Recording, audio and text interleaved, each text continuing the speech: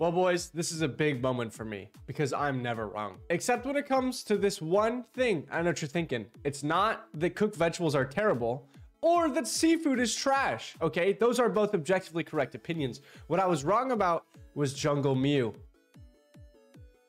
I've always been a absolute hater on Jungle Mew, right? You have one of the best secures in the game, just straight up one of the best Pokemon that scales really well, but it doesn't need the jungle. So whenever I see Jungle Mew on the ladder, all I do is flame it, right? Why not just take your great secure and go into lane? But that was before Sableye. Now that Sableye's in the game, nothing is safe. Now even junglers are rated on how good their secure is. Jungle used to be free, right? You could take Cinderace in there, you could take Decidueye in there. Look at all this free XP. Congratulations, you don't have to fight in a lane. Now, every team has a Sableye. So the combination of Sableye being added and draft mode have really made Jungle Mew viable, which I was wrong about. I spent all this time hating on it, and granted, there's a little bit of things, but this might be the only time in my entire life, and by it might be, I mean it is, that I've been wrong about something. Talibobo believers, along with Utah, showed us that this is actually a very viable strategy, especially in draft, when the other team has a Sableye, and also solidified Mew as still one of the best Pokemon in the game.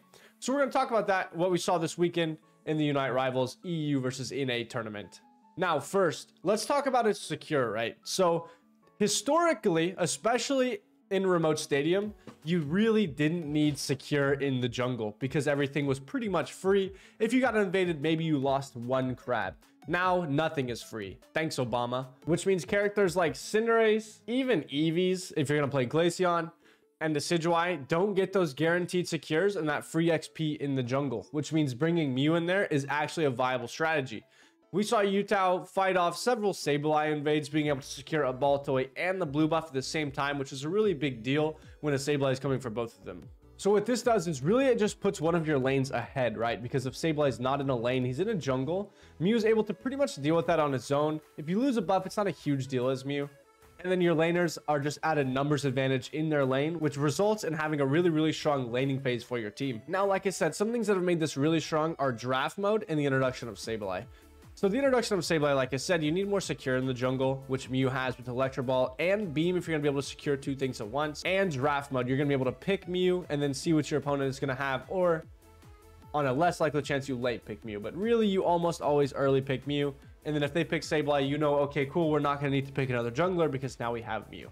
So draft mode has made this strategy really, really viable, and Talibobo believers really showed everybody what can be done with it. So Mew's early gank is also insane. So you come out of the jungle with 2 buffs, or even 1 if you get invaded, but like I said with Mew, it's not that big of a deal to lose a buff. Whereas if you lose a buff with Cinderace, you are in a sizable pickle. Now you're level 4 and you're worthless. Even a level 4 Mew is still pretty formidable, especially at 850 Bs. So you get a really, really strong first gank, especially if the enemy jungler is something a little bit weaker, which is pretty much anything, honestly, at level 5, except for a speedster. And you're able to put whatever lane you rotate into in a really, really commanding position, oftentimes getting kills, hitting Bs, and getting dunks. On top of that, when you rotate down to the 7-minute objective, you're usually level 8 at least, level 9 if you've had a really good, strong early game like a lot of junglers will.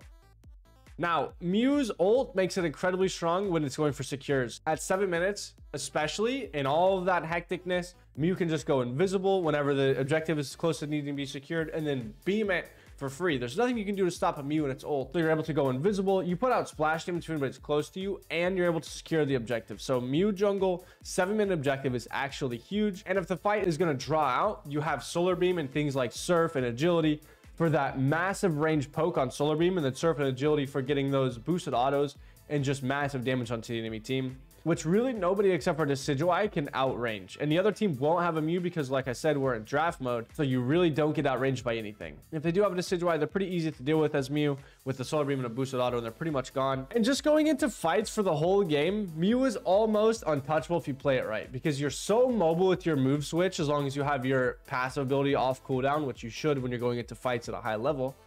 And you're able to just beam from a far away distance and then escape with agility, surf, things like that. Get those boosted autos, do tons of damage, and then come out on top for your team.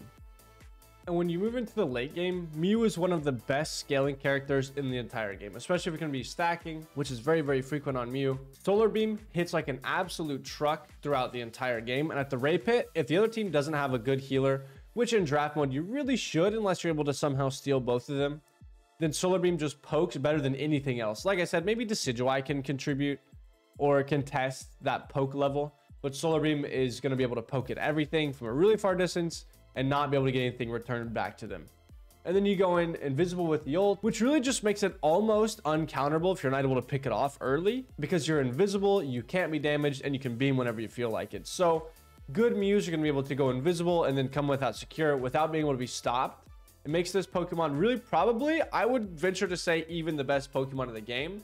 And because you have to have a safe jungle, we might even say the best jungler in the game right now. Other than Scyther, if you don't include it being bugged. But even then, Scyther just straight up gets out-poked by Mew unless you're able to jump on it with your ult, which you're not always able to do. So it's kind of a little bit of a he-who. But Talibobo Believers going to beat all of EU and NA, beating both of the top 2 teams at Worlds last year over the weekend in this tournament, really sets them up really well for UCS next week and showed how good Mew can be. And a lot of times the team that gets Mew just wins. Mew is that strong right now. So I'm very interested to see what happens in UCS, what they're able to do with that. Who's going to win them each monthly for each region? It looks like, to be honest, Ascended is the best in NA by far. It's not even close. And Talibobo Believers is looking like the best team in the world right now. Obviously, they beat the number 1 and 2 teams in the world, but they did it in a way that was dominant. In EU, Nouns put up a good fight, but whenever it was EU versus NA and they fought Ascended, who won Worlds last year, they really didn't seem to have very much trouble. So I'm curious to see how that plays out. Let me know what you guys think about Jungle Mew, my objectively correct opinions, and come back for more videos. Peace out.